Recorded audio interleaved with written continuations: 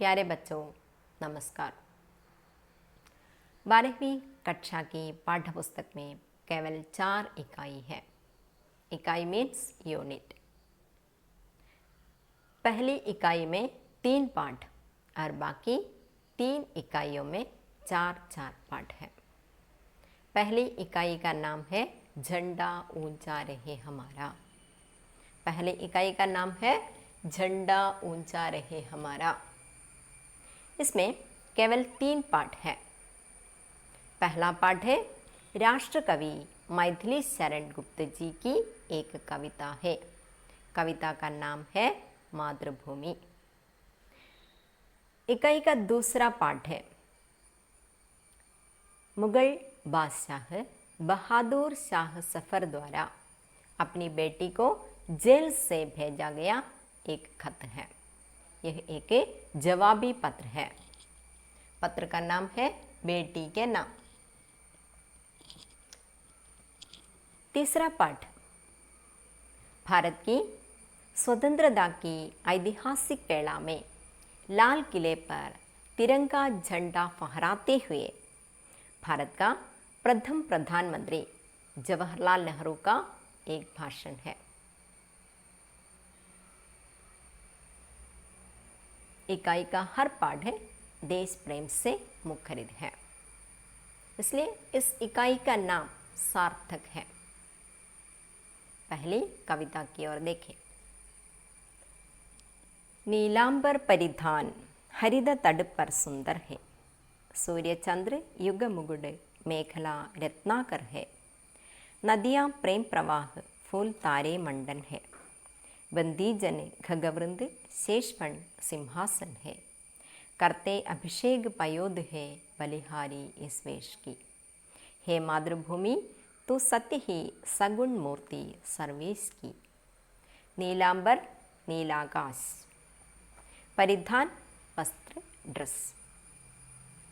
कवि मातृभूमि के बारे में कहते हैं नीलाकाश रूपी वस्त्र पहनकर हरे रंग के तट पर अत्यंत सुंदर लग रहा है। सूर्य चंद्र युग मुकुट। सूर्य और चंद्र युग बोथ दोनों। मुकुट किरीटम क्राउन। सूर्य चंद्र युग मुकुट।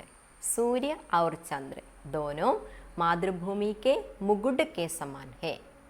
अर्थात दिन में सूर्य और रात में चंद्र मातृभूमि के मुकुट के समान सुशोभित है। मेखला रत्नाकर है। रत्नाकर मीन्स समुद्र। मेखला वेस्ट बैंड अरण्याणम। समुद्र उसकी करधनी है। नदियाँ प्रेम प्रवाह फूल तारे मंडन है। फूल तारे तारे मीन्स स्टार्स नक्षत्रങ്ങൾ। नदियाँ प्रेम प्रवाह है। नदियाँ मातृभूमि के मन में अपने देशवासियों के प्रति कितना प्यार है उस प्यार के समान प्रवाह कर रही है या बह रही है। फूल और तारे मातृभूमि के आभूषण के समान है। बंदी जने खगवृंद। बंदी जने वंदना करने वाला स्तुति पाठकन्मार। खगवृंद पक्षी समूह। पक्षियों का समूह मातृभूमि की वंदना कर रहे हैं। शेष फंड सिंहासन है। शेषनाग का फंड मातृभूमि का सिंहासन है। करते अभिषेक पयोध है। पयोध मेघ। मेघ वर्षा के द्वारा मातृभूमि का अभिषेक कर रहे हैं। बलिहारी इस वेश की। कवि मातृभूमि के इस सुंदर वेश पर आत्मसमर्पण करते हैं। हे मातृभूमि तो सत्य ही सगुण मूर्ति सर्वेश की। कवि कहते हैं हे मातृभूमि तो वास्तव में सर्वशक्तिमान ईश्वर का सगुण साकार मूर्ति है, जिसके रिज में लोट लोट कर बड़े हुए हैं। घुटनों के बल सरक सरक कर खड़े हुए हैं। परमहंस सम बाल्यकाल में सब सुख पाए, जिसके कारण धूल भरे हीरे कहलाए। जिसके रज में लौट लौट कर बड़े हुए हैं, जिसके रज मातृभूमि के रज में, रज धूल मण्ണ് പൊടി, मातृभूमि के रज में लौट लौट कर हम बड़े हो गए हैं, अर्थात कई बार गिरकर हम खड़े हो गए हैं। घुटनों के बल सरक सरक कर खड़े हुए हैं। घुटना मीन्स नी, काल मुट्टे। घुटनों के बल पर सरक सरक कर या रेंग रेंग कर खड़े होना सीख लेते हैं, जिसके कारण परमहंस सम बाल्यकाल में सब सुख पाए। श्री रामकृष्ण परमहंस के समान बाल्यकाल में सारा सुख प्राप्त कर लिए। कहा जाता है श्री रामकृष्ण परमहंस चढ़े साल की आयु में एक दिन खेतों में घूम रहे थे। अचानक उनकी दृष्टि बगुलों की एक पंक्ति पर पड़ी जो काली घड़ाओं की ओर उड़ रहे थे। यह दृश्य देखकर वे बेहोश हो गए और उस बेहोशी में उन्हें अपरिमित खुशी और शांति का अनुभव हुआ। इस आध्यात्मिक अनुभूति ने उनके जीवन में नई दिशा പ്രദാൻ കി. ഇങ്ങനെയാണ് പറയപ്പെടുന്നത്. ശ്രീരാമകൃഷ്ണ പരമഹംസൻ 6ാമത്തെ വയസ്സിലെ ഒരു ദിവസം വയലിലൂടെ നടക്കുകയായിരുന്നു. ആ സമയത്താണ് അദ്ദേഹം കൊക്കുകളുടെ ഒരു കൂട്ടം ആകാശത്തിലൂടെ മേഘങ്ങളുടെ അടുത്തേക്ക് പറന്നെടുക്കുന്നതായിട്ട് കണ്ടത്. പെട്ടെന്ന് തന്നെ അദ്ദേഹം അബോധാവസ്ഥയിലായിപ്പോയി. ആ സമയത്ത് അദ്ദേഹത്തിന് അപരിമിതമായ ഒരു ആനന്ദം ലഭിച്ചു. അങ്ങനെയാണ് അദ്ദേഹം ആധ്യാത്മിക ആചാര്യനായി തീർന്നത് എന്നാണ് പറയപ്പെടുന്നത്. അതുകൊണ്ടാണ് ഇവിടെ പരമഹംസ സമ ബാല്യകാല സബ് സുഖ് പായേ എന്ന് പറയുന്നത്. ശ്രീരാമകൃഷ്ണ परमहंस के समान बाल्यकाल में ही सारा सुख प्राप्त कर लिए, जिसके कारण धूल भरे हीरे कहलाए. जिसके कारण परमहंस धूल भरे हीरे कहलाते हैं. हम खेले कूदे हर्षयुद्ध जिसकी प्यारी गोद में.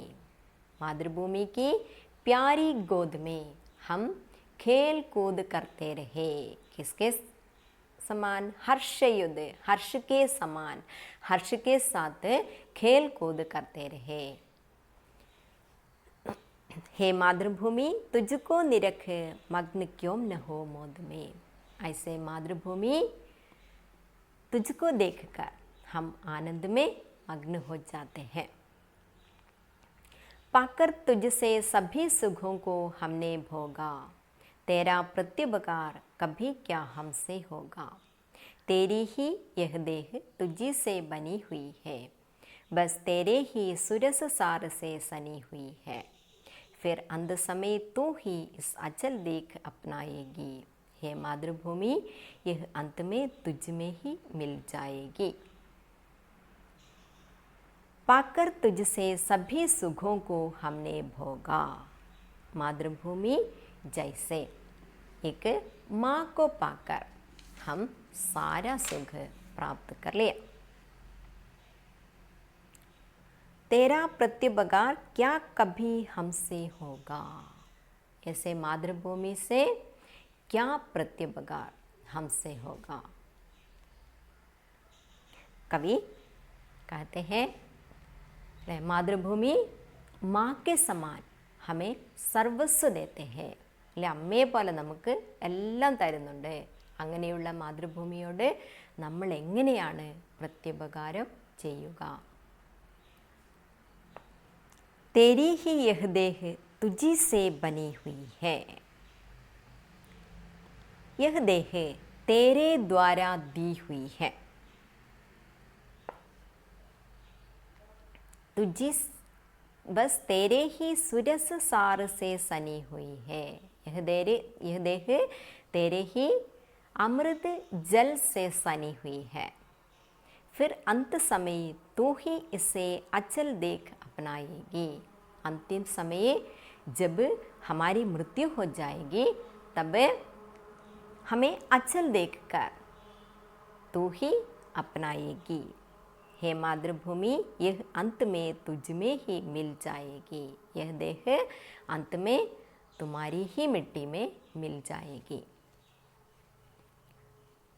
കവി ഇപ്രകാരം മാതൃഭൂമിയുടെ അനന്യമായ സൗന്ദര്യത്തെ വർണ്ണിച്ചുകൊണ്ട് മാതൃഭൂമിക്ക് വേണ്ടി ജീവൻ ബലിയർപ്പിക്കാൻ വേണ്ടിയുള്ള ഒരു പരോക്ഷമായ ആഹ്വാനമാണ് ഈ കവിതയിലൂടെ നമുക്ക് തരുന്നത്. പരീക്ഷയുമായി ബന്ധപ്പെട്ട് ഇതുവരെ വന്നതും ഇനി വരാനിരിക്കുന്നതുമായ എല്ലാ ക്വസ്റ്റ്യൻസും ആൻസേഴ്സും ഉൾപ്പെട്ടിട്ടുള്ള അടുത്ത വീഡിയോ ആവശ്യമാണെങ്കിൽ കമൻറ്റ് ചെയ്യുക. ധന്യവാദം.